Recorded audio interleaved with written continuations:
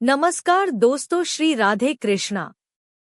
आपका अपने चैनल भजन कहानी में आपका बहुत बहुत स्वागत है। क्या आपने कभी ऐसा व्रत सुना है जो भयंकर पापों को भी जड़ से नष्ट कर देता हो, और वह भी सिर्फ एक दिन में? जी हाँ, आज हम बात कर रहे हैं अपरा एकादशी की। एक ऐसा दिन जो जीवन को बदल सकता है, और वह कैसे? चलिए आज हम इस वीडियो में देखते हैं कि आखिर अपरा एकादशी का पालन करना क्यों महत्वपूर्ण है। इस एकादशी की महिमा क्या है और कौन से दिन यह एकादशी आती है? तो चलिए आज का यह वीडियो आरंभ करते हैं। प्रत्येक वर्ष ज्येष्ठ मास के कृष्ण पक्ष में आती है अपरा एकादशी, और इस बार यह एकादशी आ रही है 23 मई 2025 शुक्रवार के दिन। अपरा एकादशी के विषय में कहा गया है कि वह सुमेरु के समान बड़े से बड़े महापातकों का भी नाश कर देती है। भगवत गीता में भगवान श्री कृष्ण कहते हैं, मात्र स्पर्शामस्तु कौते शीतोष्ण सुख दुखदा आगमापा अनित्यम ताम ततीक्षास भारत, यानी है पृथा पुत्र सुख और दुख सर्दी और गर्मी की तरह आते जाते रहते हैं। उनसे घबराना नहीं चाहिए, उन्हें सहन करना चाहिए। और भक्त भी वही होता है जो हर प्रकार की परिस्थिति में भगवान के ऊपर अपनी श्रद्धा अडिग बनाए रखता है। भक्ति करने से जीवन सरल हो जाएगा, यह सोचना भूल है। वास्तव में भक्ति साधना है जो हमें जीवन के संघर्षों में शक्ति प्रदान करती है। पिछले जन्मों के पाप कभी कभी भक्त के जीवन में अग्नि परीक्षा बनकर आ जाते हैं, लेकिन उस समय में भगवान हमारी रक्षा करने के लिए सदैव हमारे साथ रहते हैं। और उसी परम भगवान श्री कृष्ण ने हमें कई समाधान भी दिए हैं इन संघर्षों से पार उतरने के लिए, और ऐसा ही एक समाधान है आने वाली अपरा एकादशी। 23 मई को आने वाली अपरा एकादशी वह दिन है जो पापों के समस्त अंधकार को प्रेम की ज्वाला में भस्म कर देता है। भ्रूण हत्या, गौ हत्या, झूठ, लालच, धोखा और ऐसे कई पाप जो आत्मा को काले बादलों से ढक देते हैं, उन सभी से मुक्ति का मार्ग है अपरा एकादशी का व्रत करना। भगवान श्री कृष्ण ने युधिष्ठिर महाराज से कहा था, हे राजन, यह एकादशी समस्त पापों का नाश करती है। जो पुण्य फल प्रयाग स्नान करने से, काशी वास करने से या फिर सूर्य ग्रहण में स्नान करने से मिलता है, वह इस एकादशी से सहज ही प्राप्त हो जाता है। जिस प्रकार जंगल में लगी हुई आग सूखे वृक्षों को भस्म कर देती है, उसी प्रकार अपरा एकादशी मनुष्यों के समस्त पापों को नष्ट कर देती है। एक समय एक गृहस्थ ने प्रश्न पूछा था कि मैं अपनी कमाई को भगवान की सेवा में कैसे लगा सकता हूँ? तो उत्तर मिला, कमाई को 5 भागों में बांटूं। पहला भगवान की सेवा में, दूसरा वैष्णवों की सेवा में, तीसरा अतिथियों की सेवा में, चौथा परिवार के पालन पोषण हेतु और पांचवा बचत करने हेतु। इसको हम इस उदाहरण से समझ सकते हैं। जैसे कि अगर आप 1000 रुपए कमाते हैं तो 200 रुपए लगाएं भगवान की या मंदिर की सेवा में। 200 रुपए से भक्तों की सेवा करें। 200 रुपए से मेहमान या अतिथि का सत्कार करें। 200 रुपए अपने परिवार के पालन पोषण के लिए रखें, और 200 रुपए भविष्य की बचत हेतु संचित करके रखें। यही है वैष्णव संतुलन। एक भक्त ने कहा था, मैंने भागवत खरीद ली है लेकिन कोई चमत्कार तो हुआ नहीं मेरे जीवन में।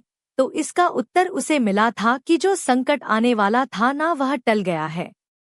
इससे बड़ा चमत्कार क्या हो सकता है? भागवतम दुखों को दूर करने का मार्ग है, और वह भगवान की शुद्ध भक्ति प्रदान करता है। वह कोई जादू या चमत्कार नहीं है।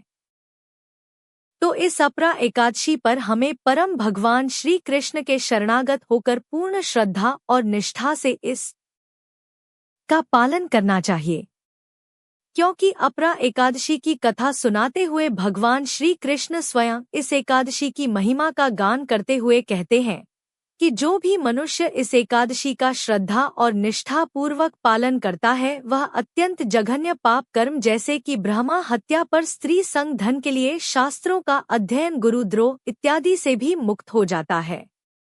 इतना ही नहीं, इस एकादशी का निष्ठा पूर्वक पालन करने से व्यक्ति को कार्तिक मास में पुष्कर स्नान करना, काशी में महाशिवरात्रि का पालन करना, माघ मास में प्रयाग तीर्थ में स्नान करना, गया में जाकर पिंडदान देना, सुवर्ण का दान देना, सूर्य ग्रहण के समय कुरुक्षेत्र में स्नान करना, कुंभ के समय में केदारनाथ या बद्रीनाथ के दर्शन करना और ऐसे अनेक पुण्य कर्मों से जो फल मिलता है वह सारा पुण्य फल इस अपरा एकादशी का श्रद्धा और नियम पूर्वक पालन करने से अपने आप मिल जाता है।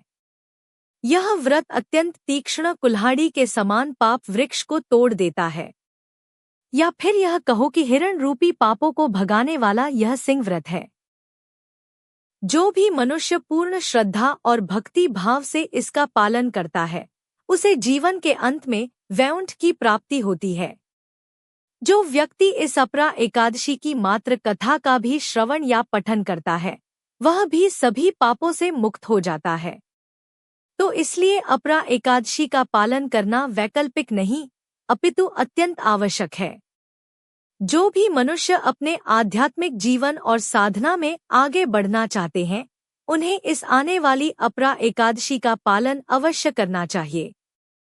संपूर्ण दिन में अधिक से अधिक हरे कृष्ण महामंत्र का जप करते हुए हरे कृष्ण कृष्ण कृष्ण हरे हरे, हरे राम राम राम हरे हरे इस महामंत्र का उच्चारण करते हुए पूर्ण दिन व्यतीत करना चाहिए। निर्धारित संख्या में माला का जप करना चाहिए। 16 माला, 25 माला, 32 माला का जाप कर सकते हैं। संपूर्ण दिन में उपवास का पालन करना चाहिए। अधिक से अधिक हरि कथा का श्रवण और पठन करना चाहिए और अपने मन और चेतना को सदैव भगवान श्री कृष्ण के चरणारविंदों में स्थित रखना चाहिए। ऐसे भक्तों के लिए जो इस प्रकार पूर्ण श्रद्धा से नियम पूर्वक एकादशी व्रत का पालन करते हैं उनके लिए वैकुंठ का द्वार खुला हुआ है। बस श्रद्धा की चाबी चाहिए। तो यह थी आज की अपरा एकादशी के विषय में उसके महात्म का वर्णन करती हुई विशेष जानकारी। जैसा कि आप सब जानते हैं, बस कुछ ही दिनों में वर्ष की सबसे बड़ी निर्जला एकादशी भी आने वाली है और इस निर्जला एकादशी के आपके सभी प्रश्नों के उत्तर लेकर हम बहुत जल्द आएंगे और वह भी आपके अपने चैनल भजन कहानी पर। तो अगर आप पहली बार हमें इस चैनल पर सुन रहे हैं तो इस चैनल को याद से सब्सक्राइब करके रख लीजिए, नोटिफिकेशन ऑन रखिए और यह निर्जला एकादशी हम सभी भक्तों के लिए एक महा उत्सव के समान होती है। यह एकादशी कौन से दिन आ रही है इसके ऊपर हमने एक विस्तृत वीडियो बनाया है, वह भी आप हमारे चैनल पर जाकर देख सकते हैं। तो इसलिए हमारे साथ बने रहिए और इस वीडियो को लाइक करके बाकी लोगों को शेयर करके अपना प्रेम हमारे साथ बांटते रहिए और हम आपसे मिलेंगे बहुत जल्द ऐसी सुंदर पौराणिक कथा व्रत और उनकी जानकारियों के साथ। जय श्री राधे कृष्ण।